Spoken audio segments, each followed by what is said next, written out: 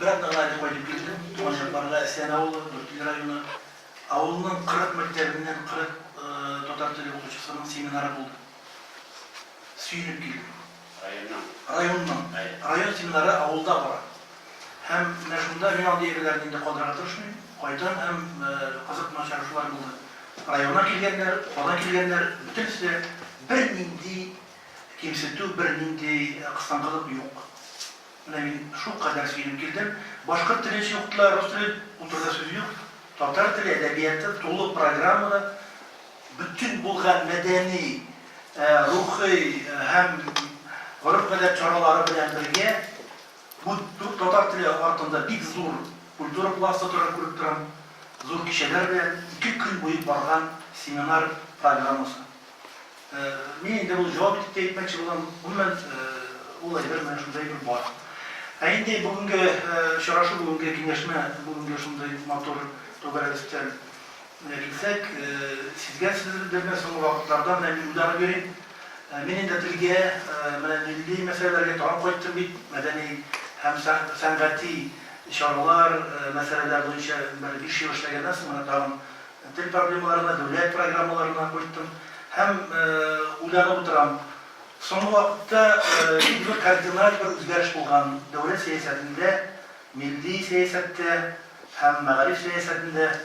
Çünkü birinchidan bizning Mag'arib ministrimiz Premier ministrning o'rinbosari bo'ldi. Bu endi zo'r bir ishora. Shu siyosatning o'zgarishini hem davlatli ko'lamdagi proyektlarning kuratori etib shu Mag'arib ministrligi belgilandi. Albatta endilikli tillar programmasi, ona tili, Tatar ili degan zo'r proyektlar shunday yo'q. Şu Mag'arib ministrligi prokuratorlarına bora hem başka bir ko'p meseleler şu ministerlikka yüklendi. Milli Mag'arib endi o albatta o'zliginde, onun işçiliginde hem onun yazmışında bu şartda. Bu biz zor bizden kazanış değil çünkü nindigina vice-premierler olmadı, nindigina ülkelerde olmadı. Mag'arib in şu yapmak gereğiydi o bizge.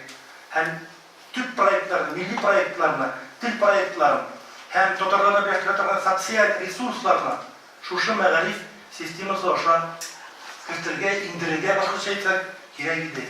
Buna şunda bir söyleşiyle bir açış yasab oturdum. Endi buna bu upravleniyanın, idarenin barlığa geliyor. Hem bizning tillarni o'stirish sektorunda tog'in bir kishi olacak, bu oralarda bu sektorning ortuğu, kişiye bir kişi kabinasının büyük zor narsa. Çünkü bütün yerda qisqarular barganda tillar bo'yicha tog'in bir kishi olmayken bu şulay kazanış. Hem orunlarda milli metodistlarning buluğu, milli kadınlarning bulaşağı, onların institutda bulduğu olmayınca gelecekte Marat Ali Kur'an biz toçka vazratını uzmadık. Biz bir köp kazanışlarını geri koytarıp tradisyonel artalabız.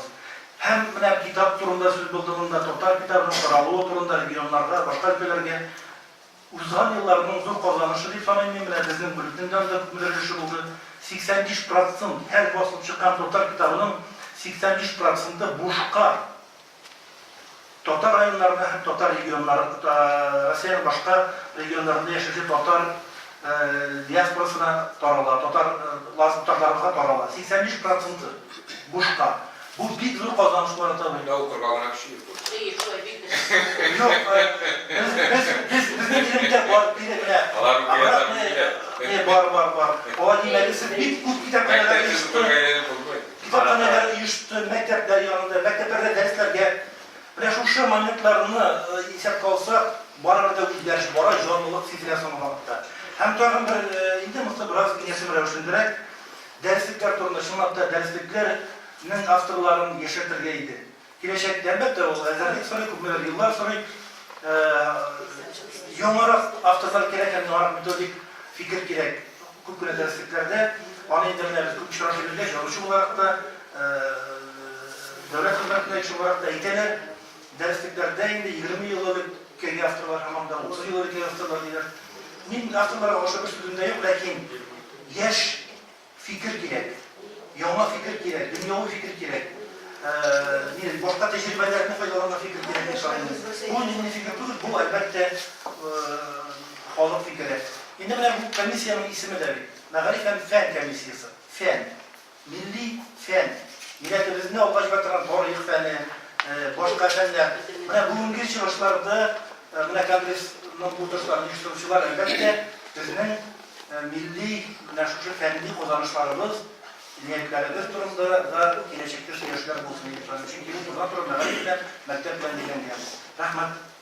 Rahmet.